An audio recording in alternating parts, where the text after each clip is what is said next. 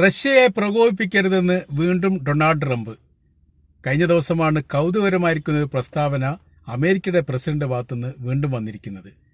റഷ്യയുമായി മൃദു സമീപനം ഉണ്ടാക്കണമെന്നും അവരെ പ്രകോപിപ്പിക്കരുതെന്നും ഏറെക്കുറെ പ്രശ്നപരിഹാരത്തിന് വേണ്ടി ശ്രമിക്കണം എന്നുള്ള നിർദ്ദേശം കൂടിയാണ് ട്രംപിന്റെ ഭാഗത്തുനിന്ന് ഇപ്പോൾ പുറത്തു വന്നത്. ഉക്രൈനുമായിട്ടുള്ള വിഷയത്തിൽ ഒടക്കിപ്പിരിഞ്ഞതിന് ശേഷം ആദ്യമായിട്ട് അമേരിക്കയുടെ പ്രസിഡന്റ് ഭാഗത്തുനിന്ന് വരുന്ന സമീപനങ്ങൾ വ്യത്യസ്തമാണ്. അതായത് റഷ്യക്ക് അനുകൂലമായിരിക്കുന്ന രീതിയിലേക്കാണ് കാര്യങ്ങൾ പോകുന്നത് എന്ന് ഏറെക്കുറെ ഉറപ്പായിരിക്കുകയാണ്.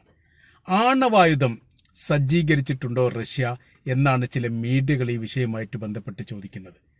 ഏറെക്കുറെ അത് പ്രയോഗിക്കാൻ വേണ്ടി, അതായത് കുടത്തിലെ അണവായുധം ഭൂതത്തെ പോലെ തുറന്നു വിടാനുള്ള സജ്ജീകരണ സംവിധാനങ്ങളൊക്കെ റഷ്യയുടെ അകത്ത് ഏറെക്കുറെ പൂർത്തിയായിട്ടുണ്ട് എന്ന തരത്തിലുള്ള വിവരം അമേരിക്കയ്ക്ക് ലഭിച്ചു എന്ന് തോന്നുന്ന തരത്തിലാണ് പ്രസിഡന്റിന്റെ ഭാഗത്തുനിന്ന് ഈ അടുത്തതായി റഷ്യക്ക് അനുകൂലമായിരിക്കുന്ന പ്രസ്താവനകളെല്ലാം പുറത്തു വരുന്നതിന്റെ അടിസ്ഥാനത്തിൽ മനസ്സിലാക്കാൻ വേണ്ടി സാധിക്കുന്നത് എന്നും ചില മീഡിയകൾ ഈ വിഷയവുമായിട്ട് ബന്ധപ്പെട്ട് പറയുകയാണ്. കാര്യം പറയുന്നത്, ബൈഡന്റെ കാലം അങ്ങനെ തന്നെ 100% ഉക്രൈനോടൊപ്പം സഹകരിച്ചുകൊണ്ട് റഷ്യക്കെതിരെ ഏത് തരത്തിലുള്ള യുദ്ധം നടത്താനും അനുമതി നൽകിയായിരുന്നു.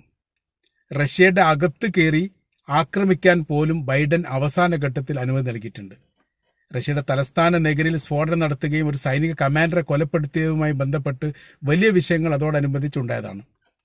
തലസ്ഥാന നഗരി അതുപോലും സുരക്ഷിതമല്ലാത്ത ഒരു സ്ഥിതിവിശേഷം സംജാതമായിരിക്കുന്നു എന്ന് ഉക്രൈന്റെ പത്രങ്ങൾ ഈ വിഷയവുമായിട്ട് ബന്ധപ്പെട്ട് എഴുതുകയും അതിന്റെ തുടർച്ചയായ രീതിയിൽ ശക്തമായിരിക്കുന്ന പ്രത്യാക്രമണം റഷ്യയുടെ സൈനികരുടെ ഭാഗത്തുനിന്ന് ഉക്രൈന്റെ മേഖലയെ കേന്ദ്രീകരിച്ചുണ്ടായതോടുകൂടി വലിയ രീതിയിൽ യുദ്ധത്തിന് പുതിയൊരു മുഖം തരുന്ന രീതിയിലായിരുന്നു കാര്യങ്ങൾ പോയിരുന്നത്.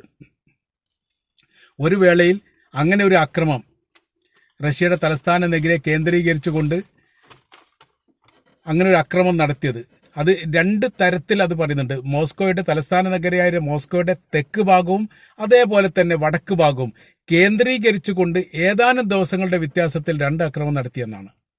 വലിയ നഷ്ടങ്ങൾ ഉണ്ടായി എന്നതിനപ്പുറം യഥാർത്ഥത്തിൽ റഷ്യ എന്ന് പറയുന്ന രാജ്യത്തെ ഞെട്ടിപ്പിച്ച ഒരു ദുരന്തം കൂടിയായിട്ടാണ് അതിനെ വിലയിരുത്തുന്നത്. അപ്പൊ അതിനോടനുബന്ധിച്ച് പിന്നീട് യുദ്ധത്തിന്റെ രീതികളും ഗതികളൊക്കെ മാറി ഉക്രൈൻ തലസ്ഥാനമായ കീവിയുടെ ഭാഗങ്ങൾ പിന്നീട് പിടിച്ചെടുക്കപ്പെട്ട വിവരമാണ് റഷ്യയുടെ സൈനികരുടെ ഭാഗത്തുനിന്ന് പുറത്തു വന്നത്. നിലവിൽ അത് ഏറെക്കുറെ ശാന്തമായ രീതിയിൽ അവസാനിക്കണം എന്ന് ഒടുവിലത്തെ ഘട്ടത്തിലൊക്കെ ബൈഡൻ ചിന്തിച്ചിരുന്നു എന്നാണ് പറയുന്നത്. താൻ സ്ഥാനം ഒഴിയുന്നതോടനുബന്ധിച്ച് ഉക്രൈനുമായിട്ടും പാലസ്തീനുമായിട്ടുള്ള വിഷയം പരിഹാരമുണ്ടാക്കി അല്ലെങ്കിൽ വെടിനിർത്തൽ ഉണ്ടാക്കിയതിനു ശേഷം സമാധാനത്തോടുകൂടി പടിയിറങ്ങണം എന്നായിരുന്നു ആഗ്രഹിച്ചിരുന്നത്. സത്യത്തിൽ അതൊന്നും നടന്നിട്ടില്ല. യുദ്ധത്തിന്റെ അതികഠിനമായിരിക്കുന്ന സമയങ്ങളിലാണ് ബൈഡൻ തായിറങ്ങുന്നത്. ഇലക്ഷനോടനുബന്ധിച്ച് ട്രംപ് മുന്നോട്ട് വെച്ചിരിക്കുന്നത് 2 രാജ്യത്തെയും യുദ്ധം അവസാനിക്കുമെന്നും ഉക്രൈൻ യുദ്ധം അവസാനിപ്പിക്കാൻ തനിക്ക് 24 മണിക്കൂർ മതി എന്ന് പോലും പറഞ്ഞു വെച്ചിരുന്നു. പല ഘട്ടങ്ങളിലും ഉക്രൈനുമായിട്ട് ബന്ധപ്പെട്ട വിഷയം റഷ്യയുമായിട്ട് ചർച്ച ചെയ്തിട്ടുണ്ട്.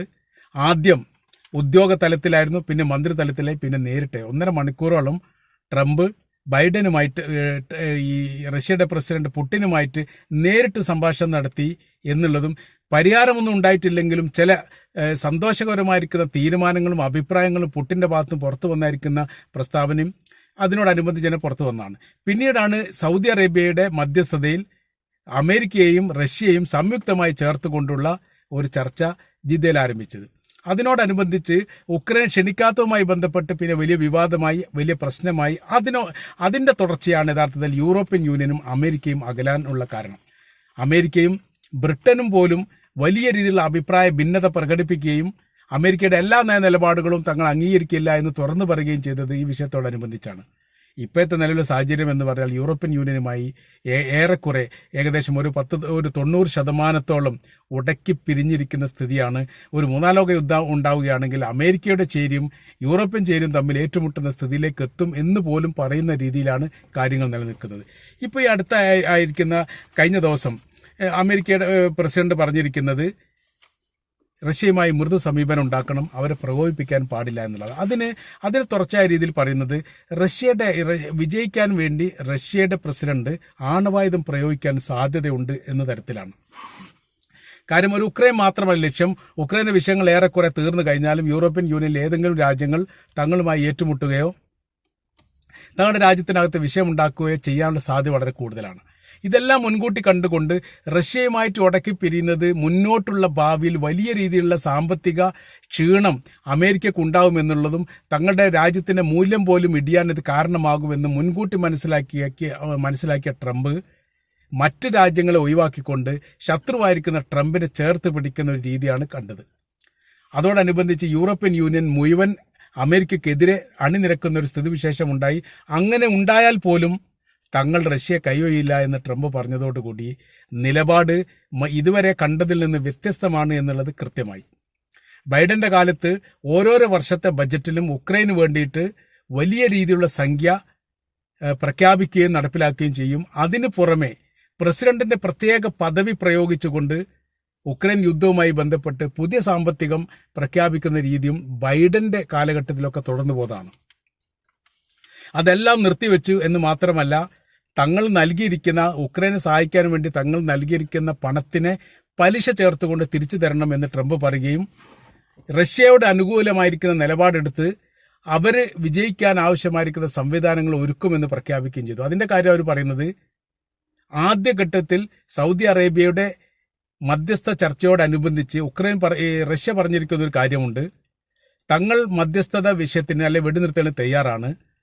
ഇതുവരെ പിടിച്ചെടുക്കപ്പെട്ട തങ്ങളുടെ സൈനികരുടെ കൈവശത്തിലുള്ള ഭൂപ്രദേശം തങ്ങൾക്ക് വിട്ടുതന്ന് മറ്റുള്ള ഭാഗത്തേക്ക് തങ്ങൾ ആക്രമിക്കില്ലെന്നൊരു കരാറുണ്ടാക്കാൻ വേണ്ടി തയ്യാറാണ് എന്ന് ആദ്യത്തെ സൗദി അറേബ്യയുമായിട്ട് ബന്ധപ്പെട്ട മധ്യസ്ഥ ചർച്ചയിൽ പറയപ്പെട്ടതാണ്. അതിന് ഉക്രൈൻ പറഞ്ഞ മറുപടി തങ്ങളുടെ ഭൂപ്രദേശം തങ്ങളുടെ ദേശത്തിന്റെ ഭാഗമാണ് എന്നുള്ളതും റഷ്യൻ സൈന്യം തങ്ങളുടെ ഭൂപ്രദേശം കയ്യേറി എന്നതിനാൽ തങ്ങളത് വിട്ടുകൊടുക്കേണ്ട കാര്യമൊന്നുമില്ല, നിരുപാധികം റഷ്യൻ സൈന്യം പിന്മാറണം എന്നുള്ളതാണ്. ഈ ഒരു രണ്ട് നിലപാടും രണ്ട് രീതിയിലായതുകൊണ്ട് ഒരു പൂർണ്ണമായിരിക്കുന്ന ഒരു പരിഹാരം ഉണ്ടാക്കാൻ വേണ്ടിയിട്ട് സൗദി അറേബ്യക്കും സാധിക്കാതെ പോയി. അത് കഴിഞ്ഞതിന് ശേഷം 2025 കഴിഞ്ഞ ആഴ്ചയാണ് രണ്ടാം ഘട്ടം എന്ന രീതിയിൽ അമേരിക്കയും റഷ്യയും സംയുക്തമായി ചേർത്തുകൊണ്ടുള്ള ഒരു വെടിനിർത്തൽ കരാർ വ്യവസ്ഥ മുന്നോട്ട് വെക്കുന്നത്. അതിന് ഉക്രൈൻ ക്ഷണിച്ചിട്ടില്ല എന്നുള്ള പരാതി നിന്നു. തങ്ങളുടെ രാജ്യത്താണ് യുദ്ധം നടത്തുന്നത്, അതുകൊണ്ട് തങ്ങളെ ക്ഷണിക്കാത്ത രീതിയിലുള്ള ഒരു വെടിനിർത്തൽ കരാറും തങ്ങൾ അംഗീകരിക്കില്ല എന്ന് പറയുക മാത്രമല്ല, ഉക്രൈന് പറയാനുള്ളതും കേൾക്കണം എന്ന് പറഞ്ഞ് ഫ്രാൻസിൽ വെച്ച് യൂറോപ്യൻ യൂണിയന്റെ അടിയന്തര മീറ്റിംഗ് കൂടി അതിൽ ബ്രിട്ടൻ പങ്കെടുത്തു. ബ്രിട്ടൻ അവിടെ വെച്ച് അമേരിക്കയെ വിമർശിക്കുകയും ചെയ്തു. അമേരിക്കയുടെ നയനിലപാടിനെ എല്ലാത്തിനെയും അംഗീകരിക്കാൻ വേണ്ടി സാധിക്കില്ല എന്നുള്ളതും പ്രശ്ന പരിഹാരത്തിന് മാന്യമായ രീതിയിലുള്ള നടപടി കാര്യങ്ങളാണ് വേണ്ടത് എന്നുള്ളതുമായിരുന്നു ബ്രിട്ടന്റെ അഭിപ്രായം. കഴിഞ്ഞ പ്രാവശ്യം ഉക്രൈൻ ന്യൂയോർക്ക് സന്ദർശിച്ചുകൊണ്ട് തിരിച്ചു പോയത് നേരെ ബ്രിട്ടനിലേക്കാണ്. ഇവിടെ അമേരിക്കയിൽ അപമാനിക്കപ്പെട്ടു, ബ്രിട്ടനിലാണെങ്കിൽ വലിയ സ്വീകരണം നൽകി. അത് ഉക്രൈന്റെ സർക്കാർ മേഖലയിൽ നിന്ന് തന്നെ ഉദ്യോഗസ്ഥർ തന്നെ ആ റിപ്പോർട്ട് പറയുകയും ചെയ്തു. തങ്ങൾ പിന്തുടരുന്ന ഒരു പ്രസിഡന്റ് എന്ന നിലക്ക് തങ്ങൾക്ക് രണ്ട് രാജ്യത്തു നിന്നും വ്യത്യസ്തമായിരിക്കുന്ന അനുഭവങ്ങളാണ് കിട്ടിയത്. ഒരു രാജ്യത്ത് അമേരിക്കയെ സംബന്ധിച്ചിടത്തോളം അവിടെ ഇങ്ങനെ ഒരു അപമാനപ്പെടുത്തുന്ന രീതിയിലുള്ള ഒരു പ്രവൃത്തി മുൻ അമേരിക്കൻ പ്രസിഡന്റുമാർ അവിടെ ചെയ്തിട്ടില്ല. അത്രക്ക് മോശമായ രീതിയിലാണ് ട്രംപ് പെരുമാറിയത് എന്നാണ് ഉക്രൈന്റെ ഔദ്യോഗിക ഉദ്യോഗസ്ഥന്മാർ ഈ വിഷയമായിട്ട് ബന്ധപ്പെട്ട് പറഞ്ഞത്. ബ്രിട്ടനിലെത്തിയ സമയത്ത് വലിയ രീതിയിൽ രാജോദിരമായിരിക്കുന്ന സ്വീകരണങ്ങൾ നൽകി, വലിയ രീതിയിൽ അംഗീകാരം നൽകി, വലിയ സഹായങ്ങൾ ഉക്രൈന് പ്രഖ്യാപിക്കുകയും ചെയ്തു. അങ്ങനെ ഏറെക്കുറെ യൂറോപ്യൻ യൂണിയനും അമേരിക്കയും വേർപിരിയുന്നിടത്തേക്ക് കാര്യങ്ങൾ പോയി. ഇപ്പോഴത്തെ നിലവിലെ സാഹചര്യം എന്ന് പറഞ്ഞാൽ അമേരിക്കയും റഷ്യയും ഒന്നിച്ചുകൊണ്ട് യൂറോപ്യൻ യൂണിയനെതിരെ യുദ്ധം ചെയ്യുന്നൊരു സാഹചര്യം ഉണ്ടാവുമോ എന്ന് പോലും ഭയപ്പെടുന്നിടത്തിലേക്കാണ് കാര്യങ്ങൾ പോകുന്നത്. രണ്ട് വമ്പൻ ശക്തികൾ ചേർന്ന് നിൽക്കുക എന്ന് പറഞ്ഞാൽ മറ്റുള്ള ശക്തികളെ നിഷ്കരണം ഇല്ലാതാക്കുന്ന രീതിയിലേക്ക് കാര്യങ്ങൾ പോകാനുള്ള സാധ്യത ഏറെക്കുറെ കൂടുതലാണ്. ഉക്രൈന്റെ പ്രസിഡന്റിനോട് തന്നെ ട്രംപ് ചോദിക്കപ്പെട്ട ചോദ്യമുണ്ട്, മൂന്നാം ലോക യുദ്ധത്തെ വിളിച്ചു വരുത്തുന്ന പ്രവൃത്തിയാണോ നിങ്ങൾ ചെയ്യുന്നത് എന്നുള്ളത്. അപ്പോൾ മൂന്നാം ലോക യുദ്ധവുമായിട്ട് ബന്ധപ്പെട്ട് കുറേ ആശയങ്ങളോ കുറേ വിഷയങ്ങളോ ഇതിൻ്റെ ഇടയിൽ നടക്കുന്നുണ്ട് എന്ന് യഥാർത്ഥത്തിൽ ട്രംപ് പറഞ്ഞു വെക്കുകയാണ്. അപ്പോൾ ഇപ്പോഴത്തെ നല്ലൊരു സാഹചര്യം എന്ന് പറയുന്നത് യൂറോപ്യൻ യൂണിയനും അമേരിക്കയും തമ്മിൽ പിരിഞ്ഞു എന്നുള്ളത് മാത്രമല്ല, ഈ റഷ്യയോട് വളരെ മാന്യമായിരിക്കുന്ന മൃദു സമീപനം അമേരിക്ക സ്വീകരിക്കുന്നതിന്റെ അർത്ഥം വരാൻ പോകുന്ന ഭാവിയിൽ മറ്റൊരു യുദ്ധത്തിന്റെ കാഹളം മുഴങ്ങുമോ എന്ന് പോലും യഥാർത്ഥത്തിൽ ലോകം സംശയിക്കുകയാണ്.